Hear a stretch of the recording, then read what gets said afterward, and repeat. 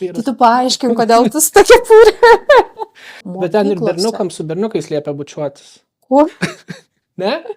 Mokyklose, nemanau. Turbūt nėra taip, kad yra kažkokia viena mokslo stovykla ir kita mokslo. Ne, nes tai nebūtų mokslas. Tiesos link. Ūkininkai planetos teršėjai. Vizualė. Loser cap. Matai, aš kad užsidėjau ją, aš nebijau, matai, aš niekad nepralaimiu. Nu jo, pavyzdžiui, beždžionių smegenų valgyti turbūt, čia va, nuskėlus galvą, turbūt daugeliu nebūtų visai iki galo priimtina. Kuo naudoji daugiau tų trąšų, tuo labiau silpsta dirvožemis, tuo tau kitą sezoną reikia daugiau trąšų, nes jis jau silpnesnis ir tas dirvožemio derlingumas jis tikrai sparčiai mažėja. Reikia gailėtoms karvėms to vandens, mes šitai baisiai gailim skaičiuoti, kiek litrų tos karvės išgeria ir sunaudoja, o dabar sako, turim to vandens pakankamai. O jūs, miesčioniai, kiek perkat skuduriukų, kurios po to išmeta, neskaudėtų širdutės? 6-mečio, 8-mečio alų gerti nėra taip sveika, kaip galvota, pavyzdžiui, prieš 200 metų. O Ieva, kokius jūs interesus atstovaujat? Viešuosius. Tai jums nemoka niekas už tai. Ar moka? Ok. Nu, ir čia geras perimas. Valstiečiai išėjo į žaliųjų alijansą Europos, ne, o mes kaip žalieji čia turėtumėm būti, bet nėra mūsų dėl kažko. Dėl to, kad jų mokslininkai stipresni negu mūsų mokslininkai. Taip, tai, ką mes Europoje matom ir ką dalyvaudami tam tarptautiniam renginį pastebėjom, kad labai daug lemia pragmatizmas. Ne tiek tas idėjinis pamatas, jiems šiaip iš principo nėra labai svarbu, ar mes ten visiškai tą pačią agendą atstovavom kaip ir jie, ar ne visiškai. Jie labai žiūri į įtaką, galią, kiek tu turi jos nacionaliniai politikoje. Ir panašiai šiaip yra ir pas mus namuose. Tai čia prieš kurį laiką pasirodė Seime, buvo organizuota konferencija, apie kurią irgi sužinojau tiesiog atsitiktinai. Ir ta konferencija buvo skirta tam, kad apgintų viena visuomeninė organizacija žmogaus teisę į valgyti mėsą. Nes maždaug tai teisėjai pasirodo kyla grėsmė. Ja. Ir nusprendžiau pasianalizuoti tą konferenciją, nes pasirodo, iš renginio nuotraukų atsitiktinai pamatytų, pastebėjau, kad ir aš tam buvau, nors ne fiziškai, bet tam tikrų pavidalų. Tai manau, kad verta pasižiūrėti tokią transliaciją, nes joje pasimato labai stipriai interesų, man atrodo, kova. Gerai, tai kad būtų garbinga, reikės pats atstovauti ir kitą pusę, kadangi gintis negalės. Aš atstovausiu tada laisvę rinktis. Nežinau, kiek išeis. Gal kai kuriuose dalykuose būsiu jų pusėje nuoširdžiai, gal ne visai nuoširdžiai, gal būsiu labai tik apsimesiu, kad esu nuoširdžiai, bet pasistengsiu maksimaliai jiems padėti, išsakyti savo nuomonę, kad nebūtų taip, kad tavo mokslas yra stipresnis negu jų mokslas. Nes iš tos konferencijos, kiek aš supratau, kaip jie akcentuoja, kad tau budraitę, jie meta pirštinę ir sako, žiūrėkit, jūs čia visą laiką savo to mokslu girėtės ir visą laiką pagrindžiat savo nuomonės ir idėjas mokslu. Ir jie va čia lygiai taip pat sako, mūsų mokslas sako kitaip. Mes galim grįžti į fundamentalesnį klausimą. Kodėl manai, kad, tarkim, žaliųjų idėjos, kurios paremtos moksliniais tyrimais, apie klimato kaitą, apie žmogaus įtaką klimato kaitai ir daugelį kitų dalykų, yra stipresnės moksliškai labiau pagrįstos ir tas mokslas, kurio reikėtų labiau tikėti, negu tas kitas mokslas, kuris irgi teoriškai remiasi moksliniais straipsniais ir faktais. Ir galbūt tie abudu mokslai, kodėl vienas žmogus tiki vienu mokslu, kitas žmogus tiki kitų mokslų ir gal tiesiog reikia giliau pasidomėti ir kitų argumentais. Man tai atrodo, kad yra turbūt nėra taip, kad yra kažkokia viena mokslo stovykla ir kita mokslo. Ne, nes tai nebūtų mokslas ar ne, tai turi būti objektyvi vis tiek informacija.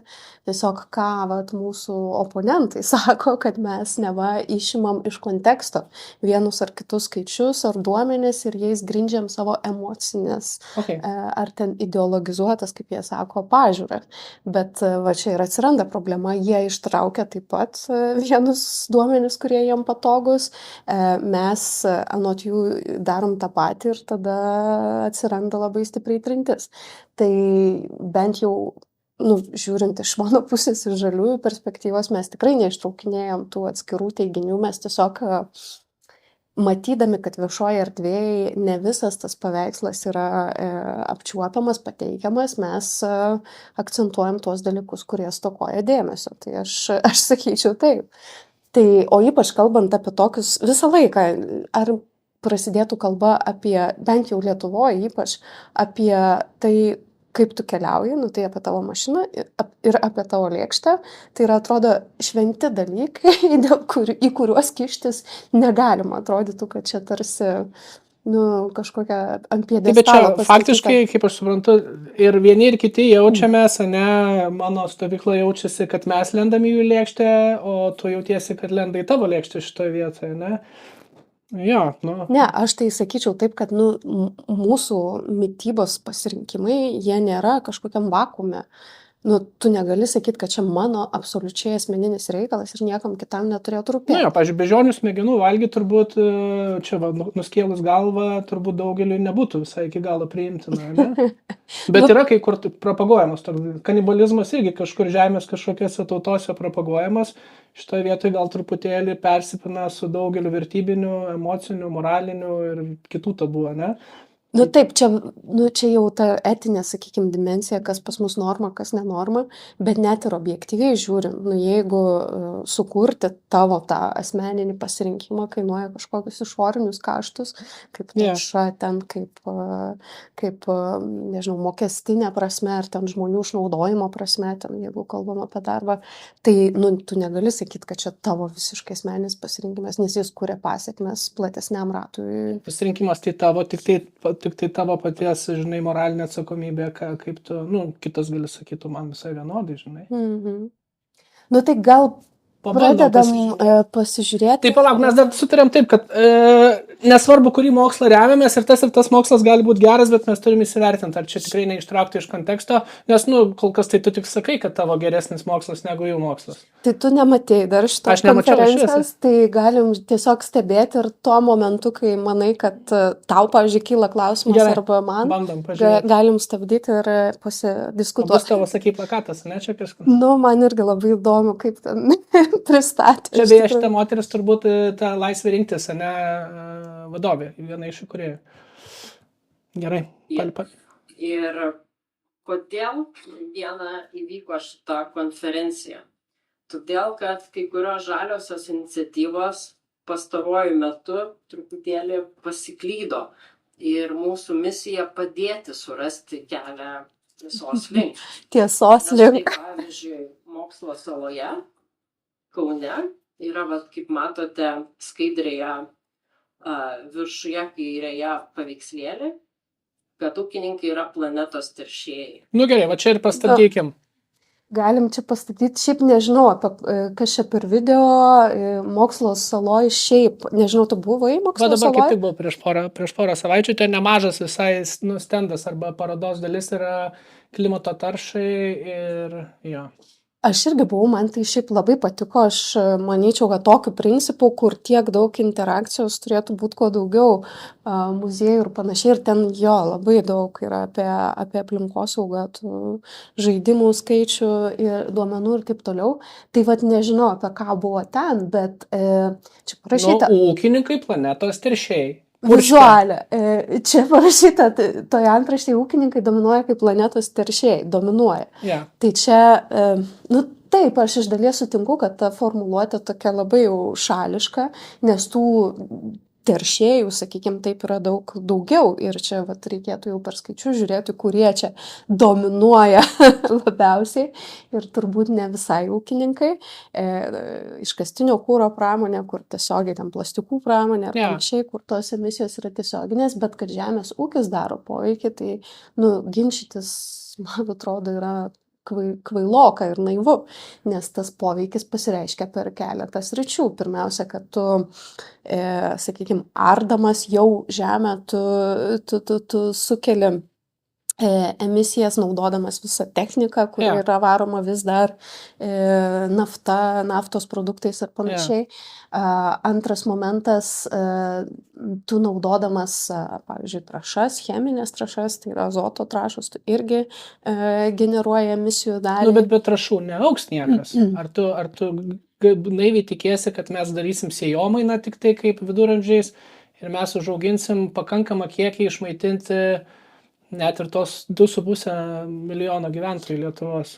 Tai Mes čia badu ir išmirsim, jeigu ir nereikės vien tų grūdų, tarkim, gyvuliams, bet neužteks ir žaliavalgystėje ar tiesiog grūdiniams kultūrams.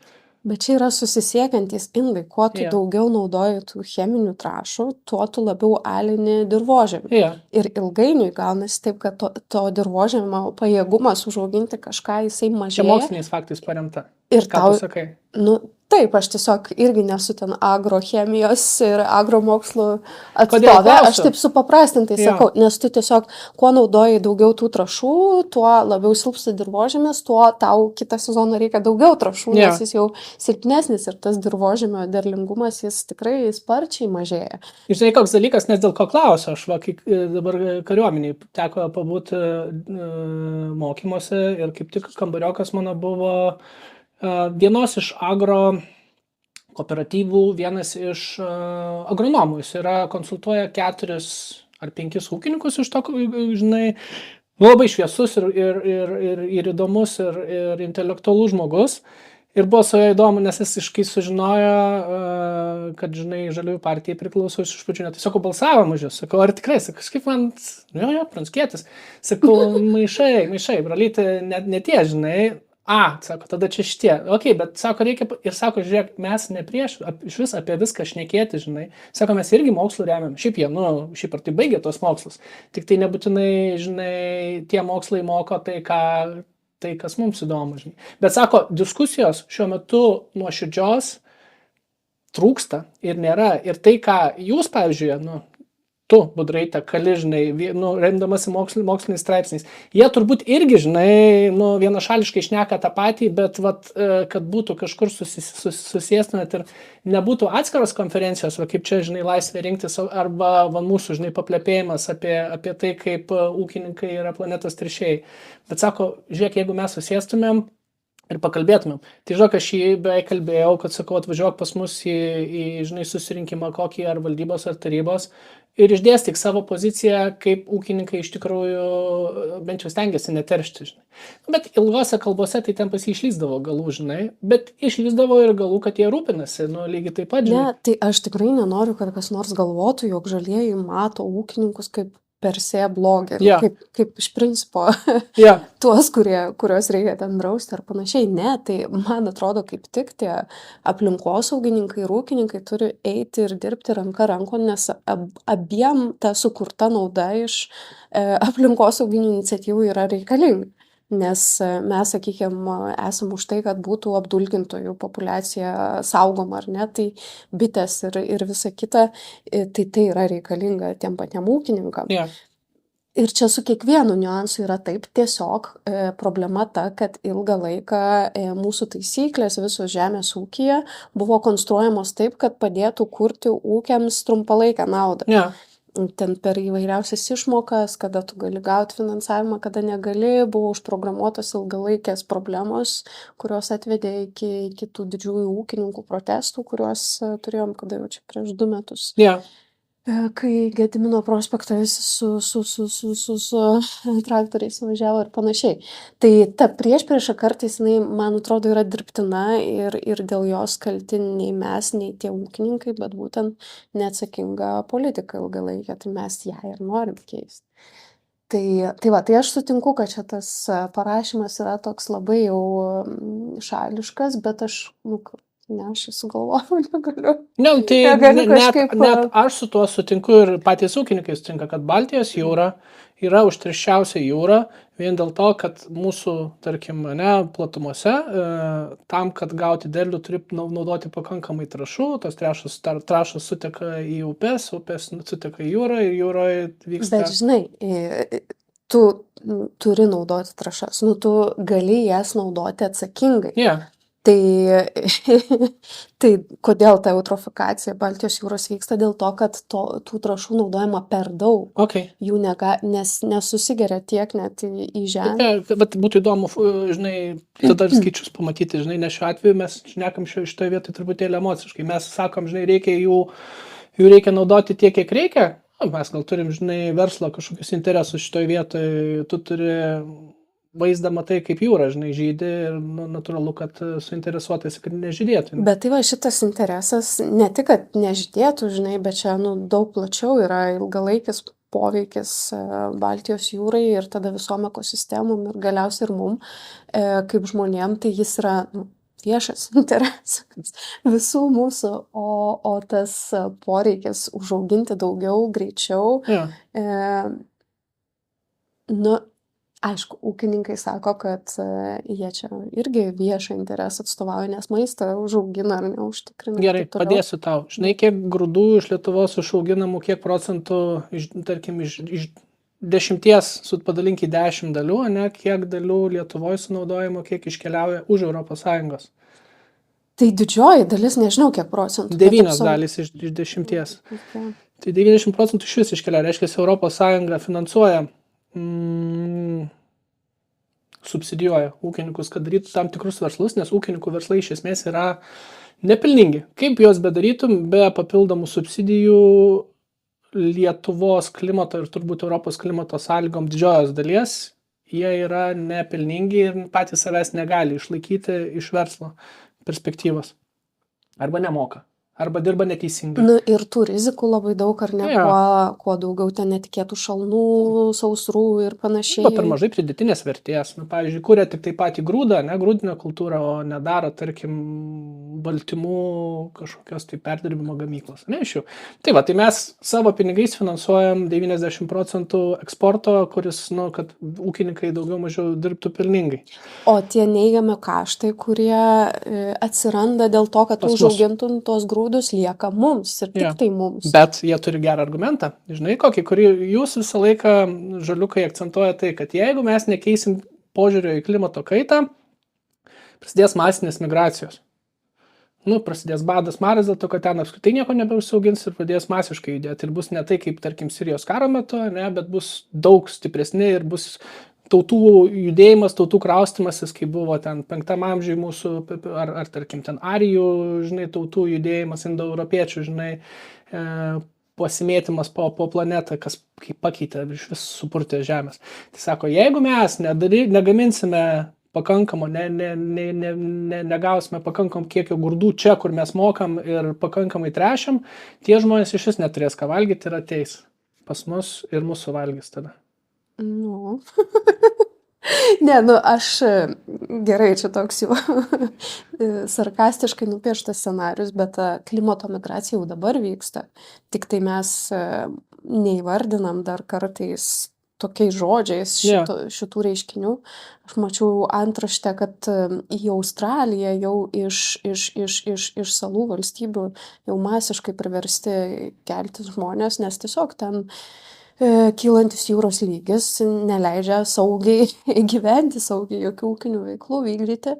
Žmonės jau prašo vizų būtent tuo pagrindu klimato migracijos. Tai čia ten, ar ne, tose egzotinėse valstybėse, bet Lietuva, jeigu taip pasižiūrėtum, mes esame be galo saugi valstybė, turtinga ta prasme, kad mes vis dar turim labai retai apgyvendintą kraštą, nedaug žmonių, ar ne, mes turim to paties vandens be galo daug, mes tiek neišnaudojam ir artimiausioj perspektyvoje neišnaudosim tiek, kiek turim. Čia gal tada nereikia gailėtoms karvėms to vandens, mes šitai baisiai gailim skaičiuoti, kiek litrų tos karvės išgeria ir sunaudoja, o dabar sako, turim to vandens pakankamai. Ne, tai aš kalbu apie konkrečiai Lietuvą, Jo. žinai, o šitas argumentas globaliau veikia. Bet ką noriu pasakyti, mes esame patrauklus labai kraštas, kuris galėtų priimti daug klimato migrantų.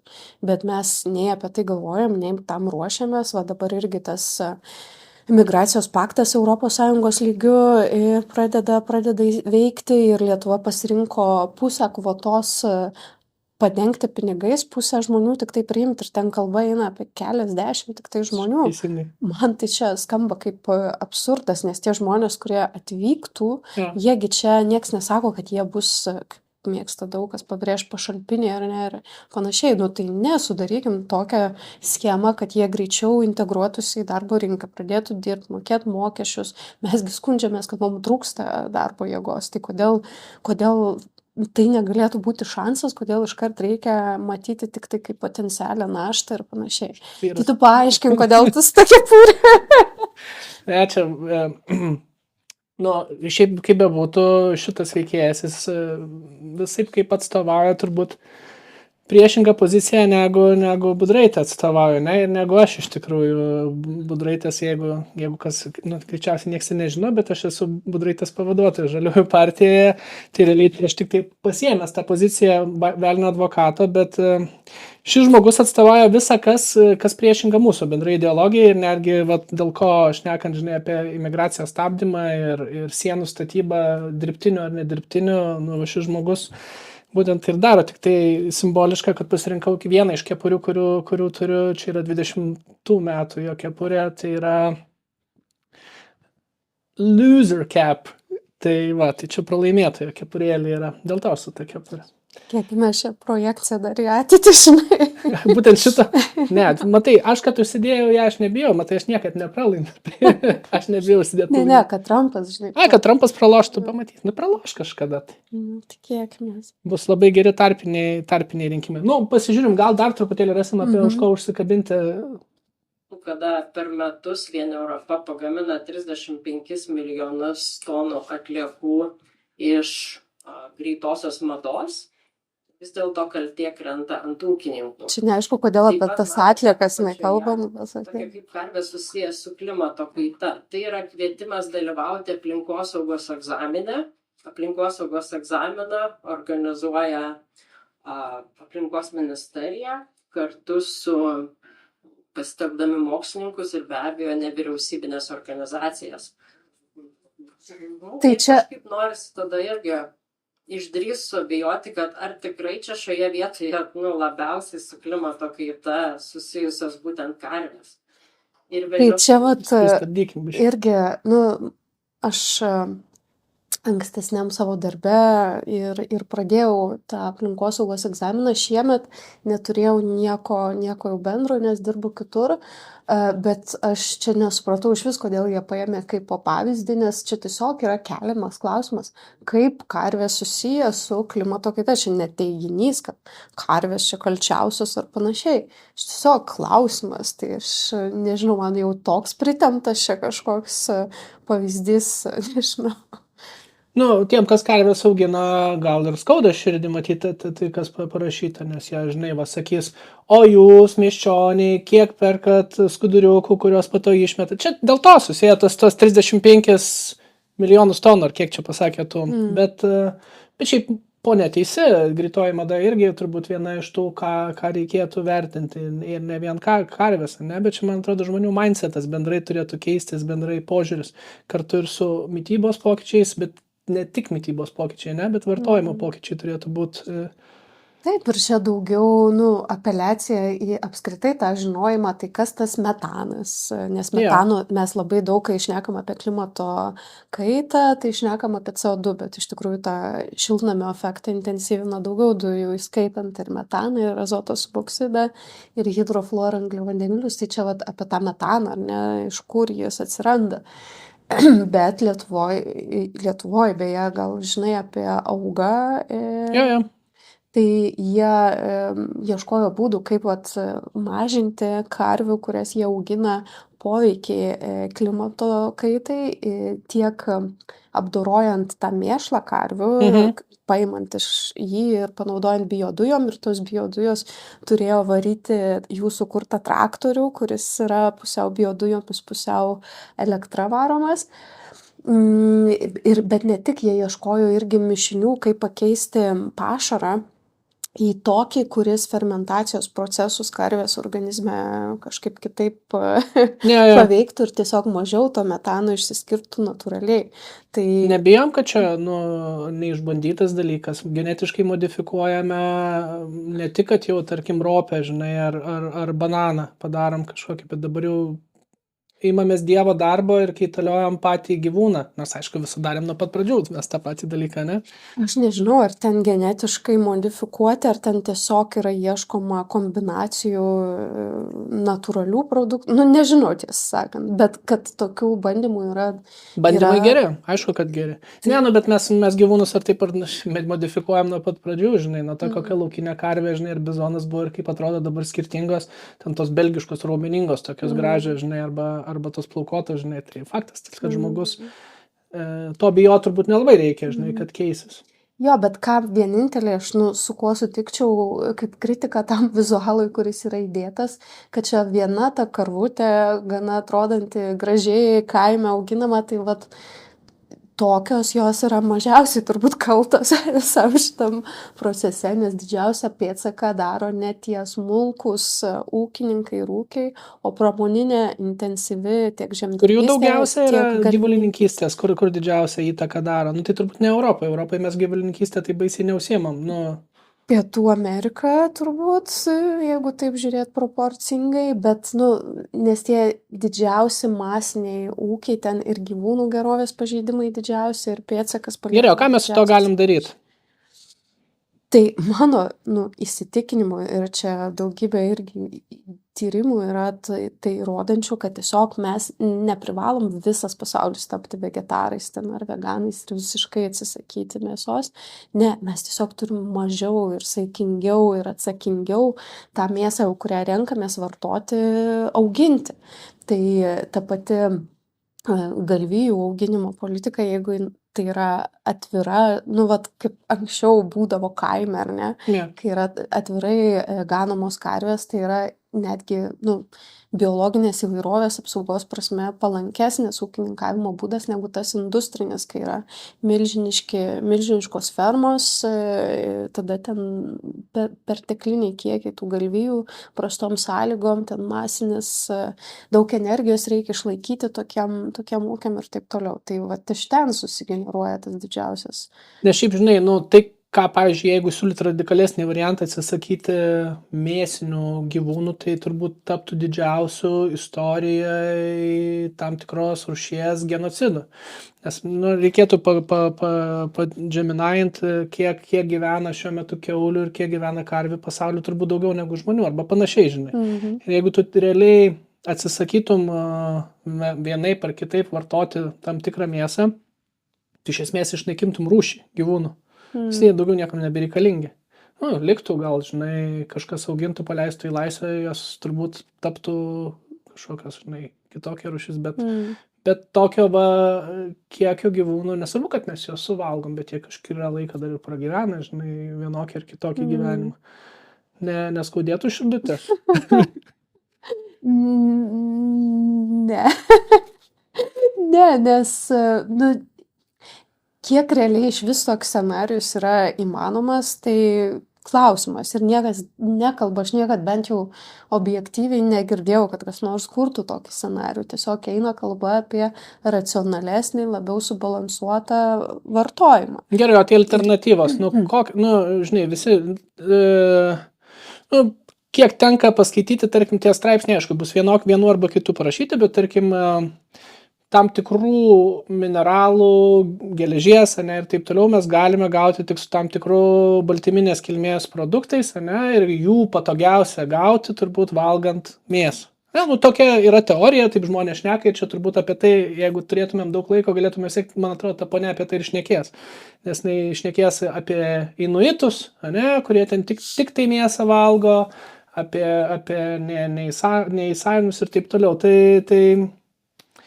ką ne? Tai aš irgi čia nesu dietologė ir panašiai, bet aš kiek žinau, tai mes valgom tiesiog per daug. Taip, jeigu ten pagal mitybos normas reikia mums kažkiek gramų, mes 10 kartų daugiau vartojam. Tai čia iš to kyla ir daugybė ligų, ir širdies darbo, ir cholesterolio ir panašiai.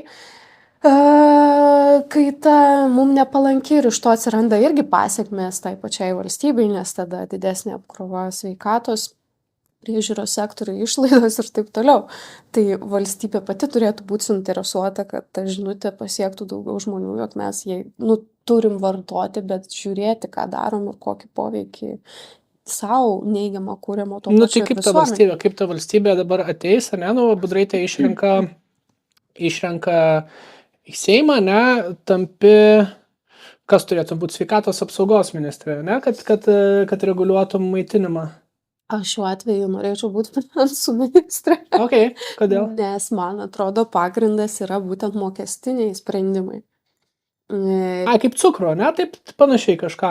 Ja. Dabar daugelis žmonių, iš mano burbulo, sakykime taip, kurie vegetarai, kurie galvoja apie šitą klausimą plačiai ir taip toliau, jaučia, kad valstybės niekaip nėra skatinami už savo pozityvų, sakykime, pasirinkimą aplinkos ir savo sveikatos atžvilgiu.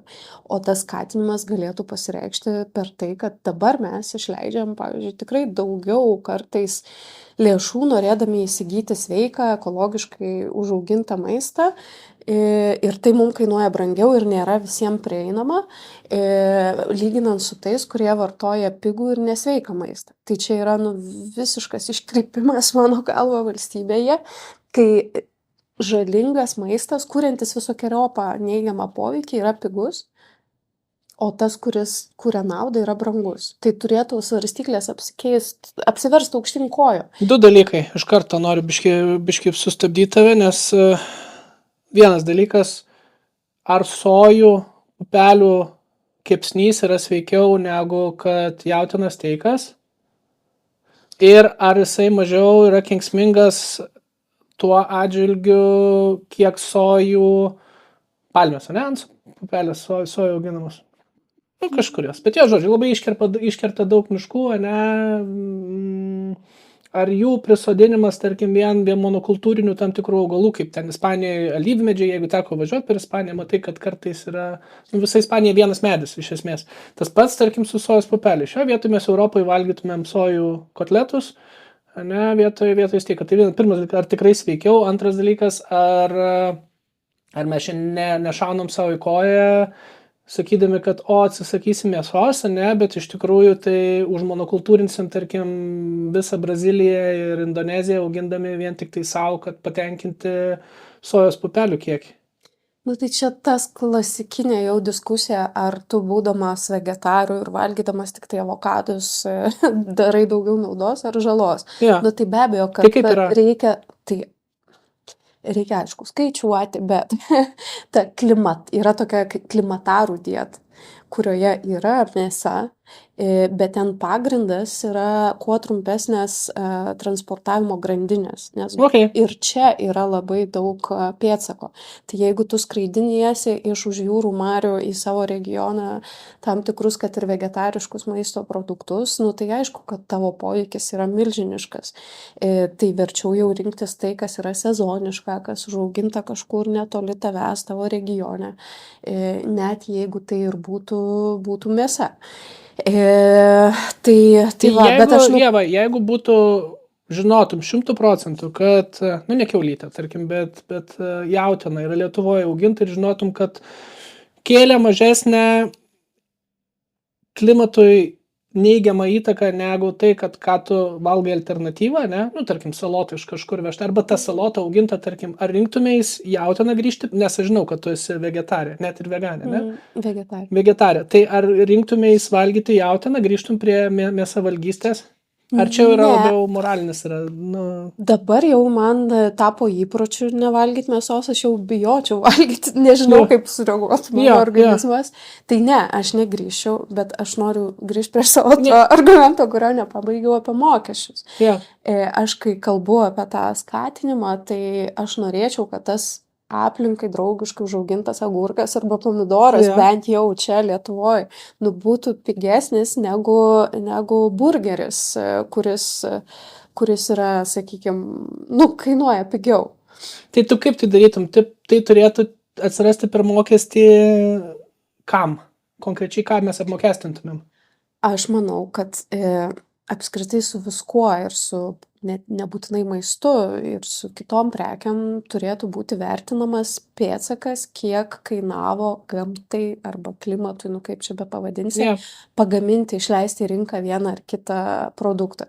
Ir kuo taršos pėdsakas yra aukštesnis, tuo tas produktas turėtų būti brangesnis. Jeigu pėdsakas to daikto yra mažesnis, O tuo tai tada lengva mokesčiai- apskaičiuoti. Mes turim dabar tam normalius kažkokius, tai nes, žinai, pradės manipuliuoti, vieni sakys, aš čia va tiek čia, taip, nu, žmonės gudrus, žinai, kaip vanduo, eis apeis tenais yra geriausiai, nusipirks, parduožinai, kaip dabar daro irgi su taršos, ne, visais leidimais, tarkim, valstybės, netgi. Mhm. Gali pirkti, parduoti, čia vėl.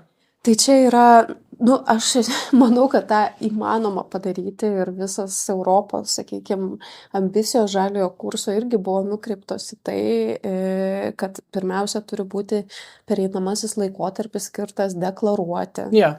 Mes žinotume tą bazę, kaip yra, išsivystytume metodologijas, pagal ką skaičiuoti ir panašiai. Ir tik vėliau jau žinodami tas bazės galėtume taikyti vienokį ar kitokį mokestį, kuris būtų susijęs su tuo pėdsaku. Tai bet ko aš nematau, tai iš vis net valios galvoti apie tai. Ir va tokios konferencijos kaip šita, nu, jinai parodo, kad iš principo pati idėja baugina vienus ar kitus verslus ir jie steigia kažkokias pseudo visuomeninės organizacijas, kurios... Tai gal mums niekas nepasako, ką jūs turit minty, gal jūs šnekat per daug moksliniais faktais, abstrakčiais, ko aš nieko net nesuprantu, gal ką tu sakai, čia kažkoks taršos kažkoks tai pėdsakas, ne, taršos, o mes iš vis Lietuvoje auginam karvės, koks čia pas mus taršos pėdsakas, mes neturim jokio taršos pėdsako, pas mus karvė čia, tai gal mus kaip tik skatinsit, kad daugiau mes tų karvių augintumėm, ar kaip mes, ar kad tas karvės augintumėm kaip. Kokia būtų idėja Lietuvos ūkininkams, kad jie sakytų, okei, pritariu, jūs esat šunoliai, puikiai sugalvojat. Nu, tipo, kaip auga turėjo, kad, nu, nesakyt, kad durnai jau, sąžininkai. Auga ėjo teisinga kryptimą, ne? Aš manau, kad ėjo teisinga, bet kažką netaip susidėliojo savo finansų planuose, kad dabar tai įmonė yra restruktūrizacijos procesas. Žinau, aš jų ir akcijų turėjau vieną kitą nusipirkęs. Vis dar turiu. Ne, Tu pardavai? Ne, aš jau iš karto, nu tai, aš mačiau, kad nesiseka ir iš karto paleidinti kas. Aš tai ne. Bet obligacijų nepirkau, obligacijų nebuvau nusipirkęs, nes jie per tas obligacijas, man atrodo, šitą vietą ir praleido. Nu, bet, žodžiu. Tai aš tai siūlau dar pasižiūrėti ir tada... Bet aš dar turėjau dar vieną, apie tavo šnekėjimą, apie mokesčius mėsai, ne? Ir čia tas argumentas bus ne viena, dažniausiai. Mes šnekam tada apie Vilniaus Lietuvą ir ne Vilniaus Lietuvą. Apie tai, kad jeigu užbranginsim tam tikrus produktus, kaip kad, pavyzdžiui, tam tikrus mėsos produktus, kurių, tarkim, tu Lietuvoje negali ne sezonų gauti. Gausis dar labiau išreikšta dviejų greičių Lietuva. Bus tie, kas gali sau leisti ir bus tie, kas vėl grįšim į 94, kur valgys, labai išskirtinai, bus sunku padaryti, tarkim, taip, jis valgys agurką ir ridiką, kur ir tada įsiaugindavo darže, žinai. Bet klausimas, kaip bus taip, kad vieni mėsą galės valgyti, kiti nebegalės mėsos valgyti. Ir tu nueik ir pasakyk žmogui, kad nuo rytdienos mėsa kainuos, arba tokia mėsa kainuos dvigubai brangiau ir tu valgysi tik tai sekmadieniais. Taip kaip darydavo seneliai tavo. Ar jis apsidžiaugs, žinai? Nu, tu čia taip sukonstravai apie tą socialinio teisingumo momentą ir jis yra svarbus. Bet man atrodo, tos mokestinės lazdos, jos skirtos tam, kad būtų mažesnė pasiūla. Ir mes tiesiog jausdami tą signalą performuotume savo paklausą, kitaip sudėliotume. Ir aš grįžtu prie to, kad mes kalbam ne tik apie tai, kad kažkas turi brangti, bet kad kažkas turi pigti. Tie produktai, kurie yra sveiki, tai mes subsidijuotume juos.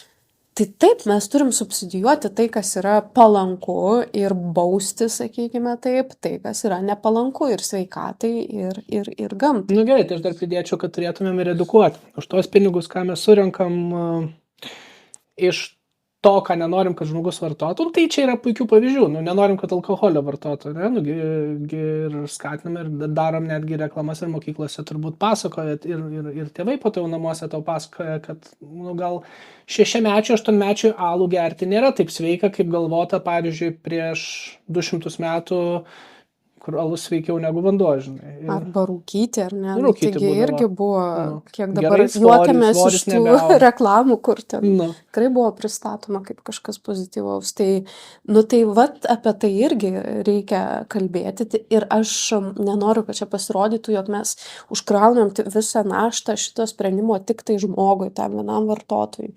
Ne, mes vat ir turim tas taisyklės sudėlioti taip, kad pasiūla keistusi, o, nu, taip, paklausai arba vartotojui paaiškinti, sudėlioti teisingai argumentus, bet nesakyt, kad čia tik tai jo atsakomybė, čia vat ir šitų, kurie suinteresuoti tuo, kad niekas nesikeistų. Ne, tai kad nesikeistų, tai daug patogiau, nes tu gauni, nu, vat aš kaip vėl grįšiu truputėlį prie to savo kolegos, su kuriuo, žinai, kariuomeniai, autobusu, gal mes važiuodami jau kalbėjom ir skundžiasi, kad tie ūkininkai jie neįsilaiko, žinai, nu, sunkus biznis tas ūkininko būt.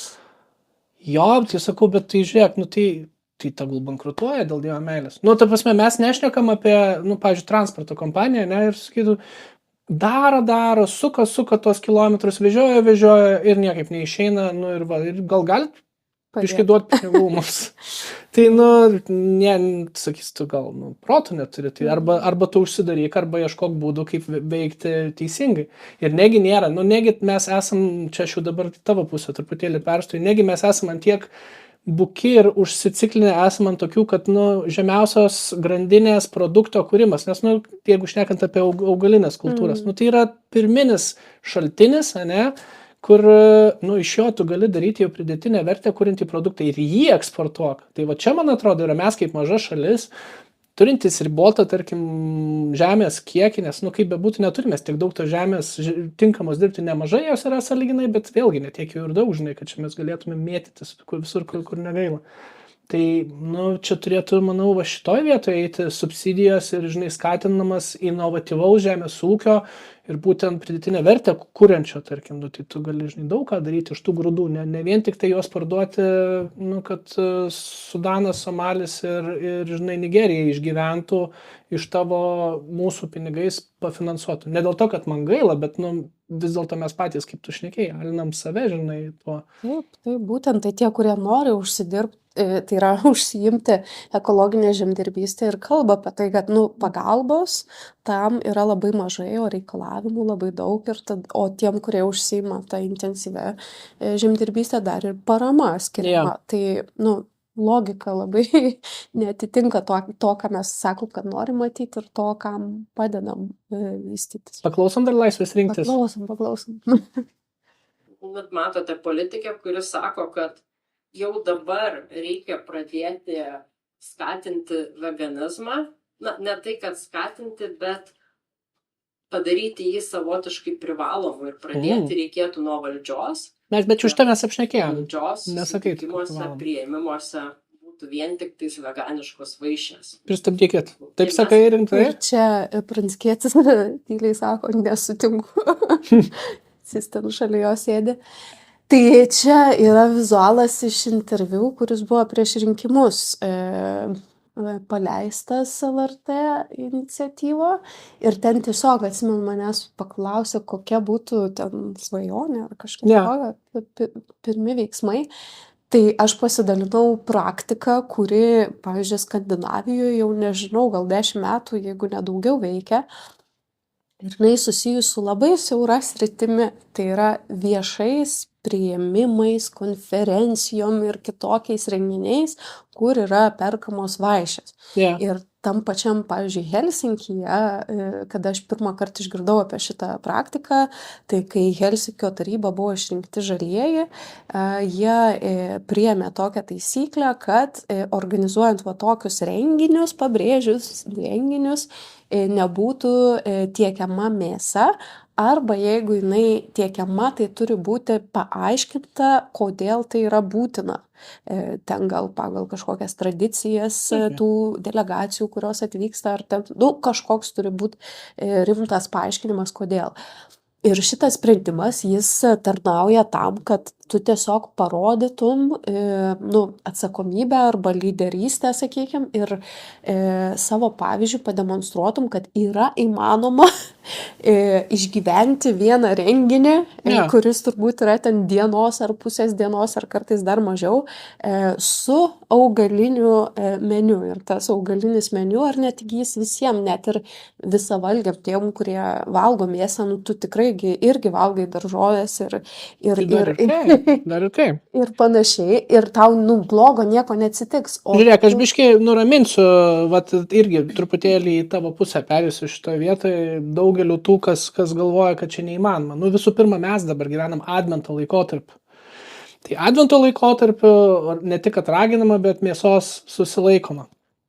Čia lietuvių tradicijos tokios. Dar yra gavėnios laikotarpis, tai jisai dar ilgesnis, ne? Ten 40 dienų, čia yra tik tai 24 dienos, ne? Tai ten 40 dienų ar dar biskelį daugiau. Ten vėlgi yra stiprus pasnikai ir taip, tai susiję turbūt su tam tikrais ūkiniais ciklais, tai kad žmonės turbūt neturėdavo jau ką valgyti ir tu tiesiog priderini tavo tam tikras religinės normas prie to, kad ar turėdavai ir neturėdavai.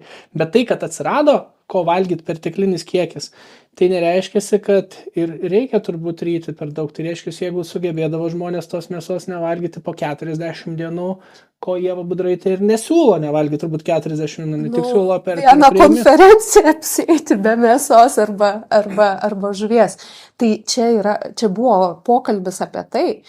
Ir man atrodo, čia dar yra toks savotiškas pagarbos susirinkusiam momentas, nes, pavyzdžiui, vegetarui arba veganui atvykus į renginį, tu visą laiką jautiesi nesaugiai, nes tu nežinai, ar gali kažką ragauti, ar negali. Ne, tai šiaip tai tu gali, Ieva, nenusinuodysi, žinai, nuo to dalyko. Šitoje vietoje truputėlį man irgi atrodo perteklinis. Gerai, sakykime, vegetarai jau čia perteklinis, bet jeigu man alergija, pavyzdžiui. Tai jeigu alergija, tau praneš, kad mėsos yra turbūt čia žinai, jau moraliniai dalykai, bet mes jeigu šnekam nes šitoje vietoje emocinis dalykas jau žaidžia. Čia tavo pasirinkimas, valgyti, nevalgyti, žinai, bet jeigu mes šnekam yra priežastis, kodėl nevalgyti, žinai. Jeigu tau gaila gyvūnėlių, nes mano pasirinkimas dėl tau kartais, pavyzdžiui, būna nevalgyti vieno ar kito gyvūno, nors valgau visus, lygi vieno, šį bendrai, bet, stengiuosi tų arba tų mažiau valgyti, nes man jie mėly, žinai. Triušienos stengiuosi mažiau valgyti, negu kad, pavyzdžiui, vištienos. Tarkim, ne, kaip palyginti. Atsiranda šitas dalykas. Ne? Daugelis turbūt žmonių iš tų, kurie sakytų, aš tai labai mėsą valgau, bet avytės tai nelabai, nes man graži. Čia aš galvau, čia veikia tik tai, kai apie šunieną. Apie daugą. Daugelis žmonių šiaip mėsą valgo tol, kol nesusieja jų su skirdimu, žinai. O tai būtų gal iš vis fainiausias dalykas, kad tu valgyk mėsą tą, kurią pats, žinai, pasiskirdi, išdoroji ir jeigu tikrai sugebi ir tu nuoširdžiai su tuo susieini, čia, žinai, čia toks ilgai. Medžiotojai, nebent, ne?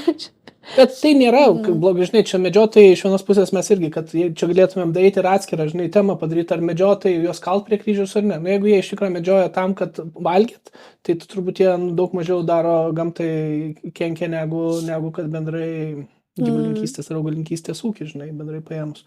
Žiūrint, kiek tų medžiotojų ir kiek tų gyvulių jie suvartoja. Bet man kas dar užkliuvo jos tam pasakymę, kad jau dabar siūlo. Tai sorry, ta prasme, čia jau pavėluotai siūlo, nes jau seniai reikėjo tą padaryti. Ir, pavyzdžiui, Prancūzijoje, nežinau, žinai, bet jau ko gero irgi 10 metų, mokyklose yra privaloma 2 kartus per savaitę patiekti vegetarišką meniu. Bet ten ir bernukams su bernukais liepia bučiuotis.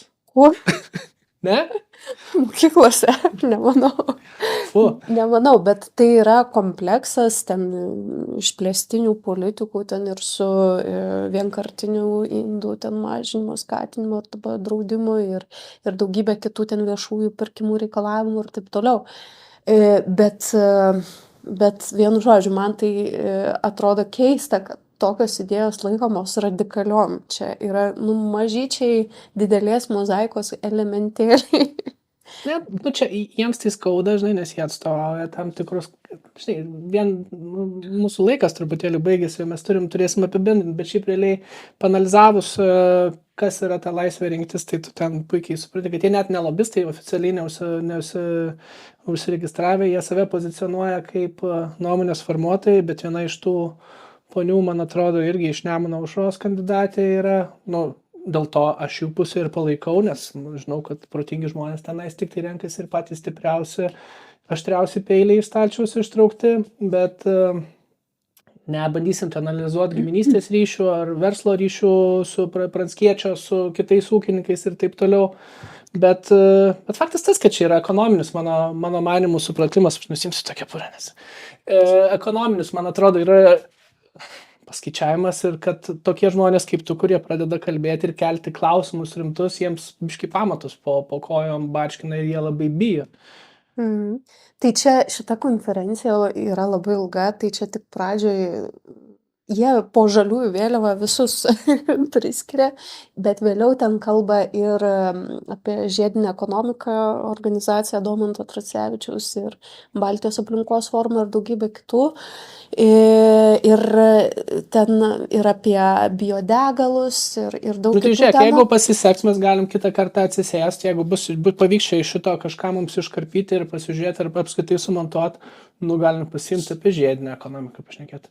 Mačiau, kad šnekėjo ir apie miškų kirtimą, sakė, kad sakė, didėja tų miškų pas mus Lietuvoje, čia tie pliki demonizuojame, tie miškų kirtimai pas mus, apie šitą galima pašnekėti. Bet ko jie nepasako šitoj konferencijoje, ką tu akcentuoji, kad jie prisidengia visuomeninės organizacijos vardu, sako, kad jie gina žmogaus teisę į apsisprendimą, į mėsėėdžių būti, ten taip jūsų ateina ir parašyta, mėsėėdžių būti, bet ko jie nepasako, kad jie kaip jie susiję su verslais, kurie pardavinėja tą pačią mėsą arba tuos pačius degalus ir panašiai.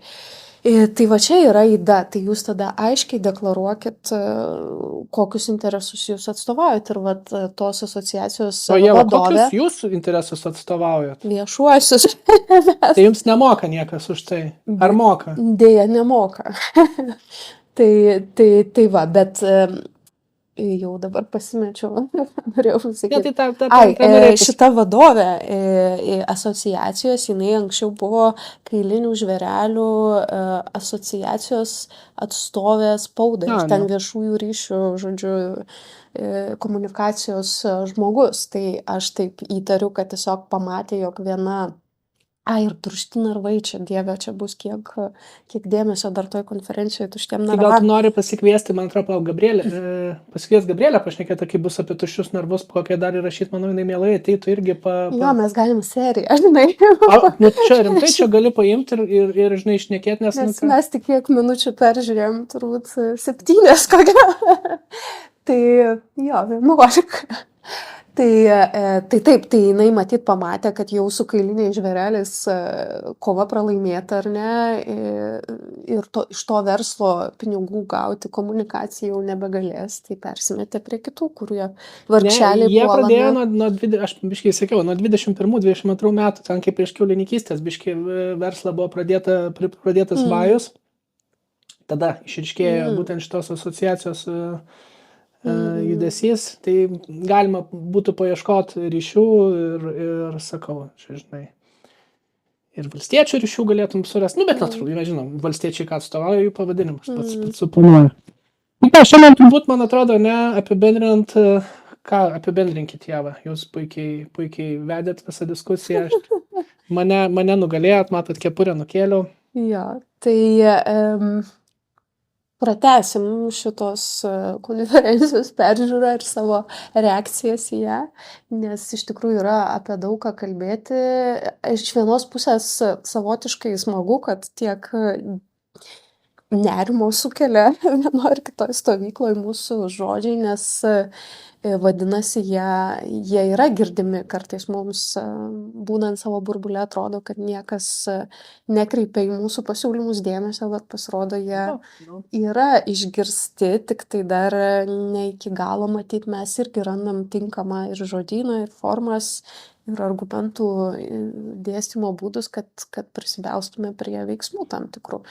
Tai tikiuosi, kad mes irgi pasimokysim girdėdami, kas labiausiai neramina arba ką labiausiai jie iškreipia iš mūsų žodžių. Jo, nebūtinai jie viską nesąmonę šneka, čia, žinai, gal iš tų dalykų, ką jie daug sako, jie sako, žinai, ir dalykų, ne tik tai, kas skauda, bet gal ir dalis tiesos yra, tada gal mes iš kurio neišgirstam.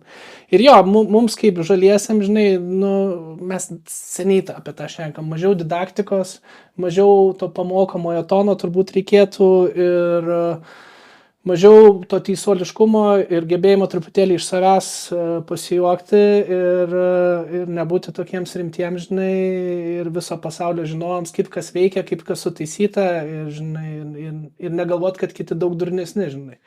Aš noriu užbaigti klausimu tau, ar žinai, kas yra fleksitaras?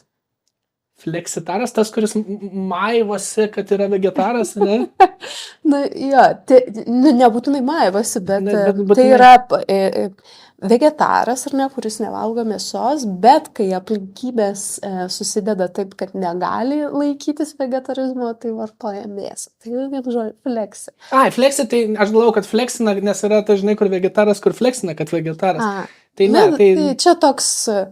Ne, tai fleksitaras tai yra, bet tai man atrodo, čia kiekvienas vegetaras yra, tu badu nemirsi, kai jau mirsi badu valgysi. Ekstremaliom sąlygom taip, bet čia, sakykime, išvažiuoji į kokią kelionę ir ten, arba nueini į svečius, kur jau nėra kito pasirinkimo. Tai... nenori statyti į nepatogią padėtį šeimininkų. Pavyzdžiui, jie nežinojo, kad tu vegetaras ir kai kuriuose pasaulio šalyse tu apskritai, yra Gruzijai, tu nuvažiuok ir pasakyk, nevalgau mėsos, žinai, nustebins. Tai tebūnie čia pirma dalis mūsų peržiūros ir laukit antros. Bandysim kažką, ne, ir gal pasikviesim kažkokių kitų žmonių, kurie čia bus paminėti, gal jie dar daugiau ką pasakyti. Nežinau, ar aš ar kažkas kitas ateis truputėlį palaikyti ir tos kitos pusės, laimėtojų pusės. Ačiū.